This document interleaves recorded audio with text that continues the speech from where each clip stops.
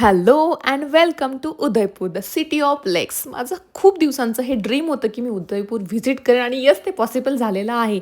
वाजले होते 4 आणि आम्ही निघालो लेक पिछोलामध्ये असणारं जगमंदिर पॅलेस एक्सप्लोर करण्यासाठी. आणि जातानाचा जो आमचा हा प्रवास होता ना, ओ माय गॉड, मी शब्दांमध्ये याचं वर्णनच नाही करू शकत आहे की तो एक्सपिरियन्स काय होता आणि तो काय लेवलची तिथे वाईब होती ते तुम्ही स्वतः एन्जॉय करा. त्यानंतर आम्ही पोचलो जगमंदिर पॅलेसमध्ये.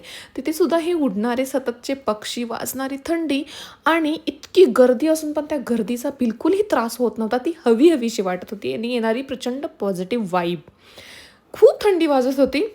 माझ्या कपड्यांवरून तुम्हाला बिलकुल नाही वाटणार, पण येस मला थंडी वाजत होती. सो मी गरमागरम चहा घेतला.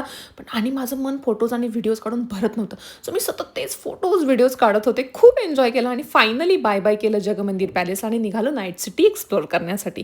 त्यानंतर आम्ही बघितल्या लेक लाईट्स आणि त्यांचं जे काही मार्केट होतं ज्याच्यामध्ये हँडक्राफ्ट वस्तूज होत्या, पर्सेस, ज्योतीज, ब्लँकेट्स, खूप साऱ्या सारीज, ज्वेलरीज खूप सारं पाहिलं. त्यानंतर माझ्या स्वेटरने तिला दगा. सो मी बटन लावण्यासाठी टेलरकडे गेले आणि फ्रेश होऊन आम्ही निघालो डिनरसाठी.